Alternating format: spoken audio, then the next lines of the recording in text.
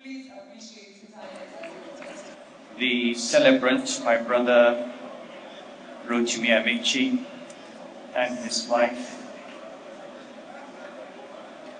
ladies and gentlemen.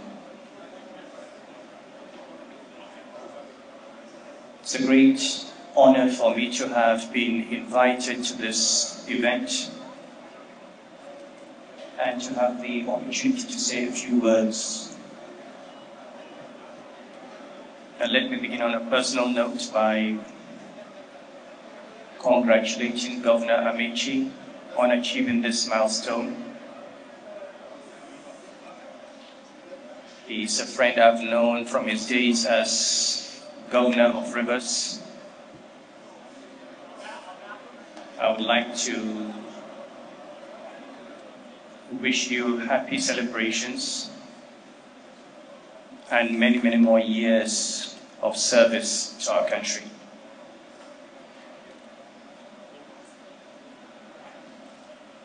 Well, since the professor has decided to call me out,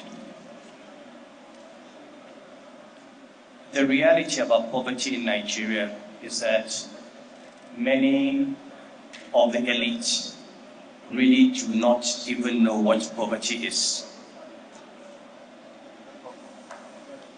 A lot of the time we talk about these numbers. The example the professor gave was a very potent example. In all my life as an economist, as a banker, as a governor of the central bank, I looked at these numbers. X% of Nigerians live on less than $1 a day. X% of Nigerians in multidimensional poverty. And the numbers are bad, but you don't know how bad they are until you actually go and look into the eyes of poverty. The case of that lady was an eye-opener for me. I did not know poverty until I became an emir. When you actually go to a village, see the water they drink, see the house they live in. When you're told there's a primary school in a village and it is a 2-classroom school without a roof and without a teacher. When you see malnutrition and you see their children, how they look, then you understand what poverty is. And the reality is, even the poverty we see in the urban areas in Kano or Lagos is nothing.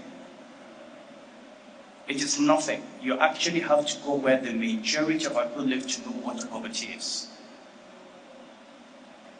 So the first question I think we have to ask ourselves as leaders, not just the political leaders, all of us, is, do we actually love the people, or do we just love ruling over them?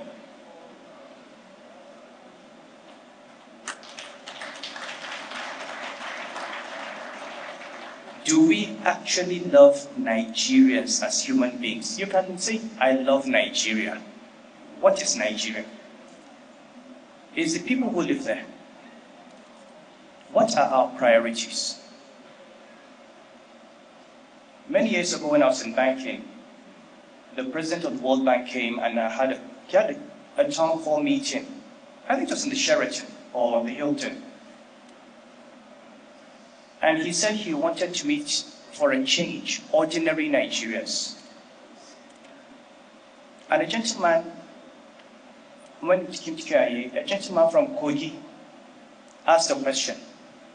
It was an interesting question. He said, look,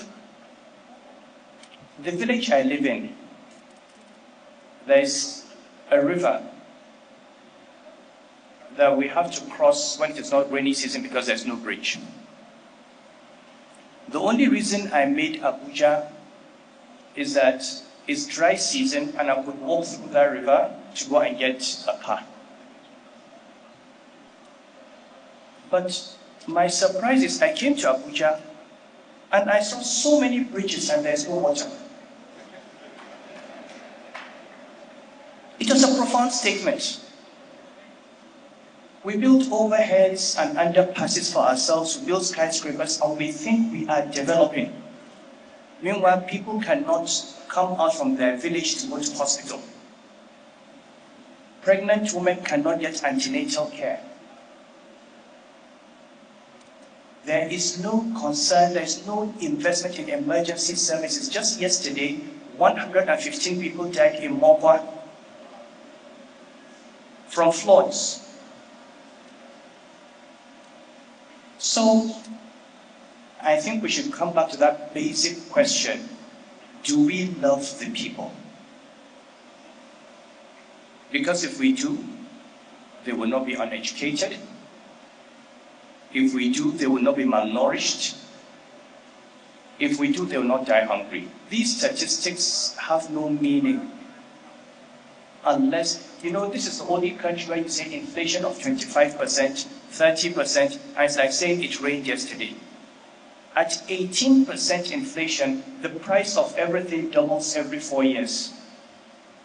18. We have been living with inflation of over 30%. For how many years?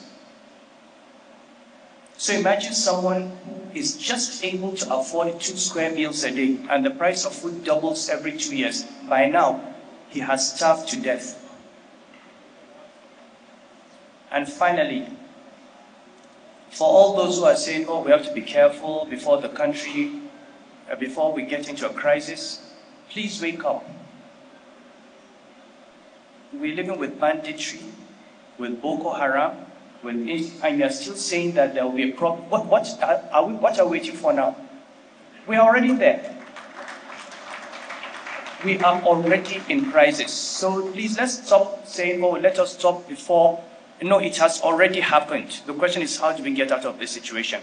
I'm going to keep quiet because if I speak for 5 more minutes, there will be a very bad headline. Thank you very much.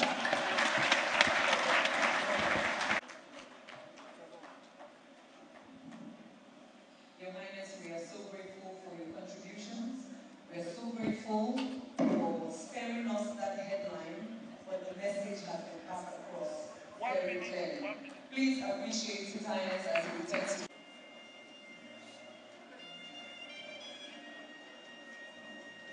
Thank you, sir. By the way, the Paramount Ruler of Isioko is here.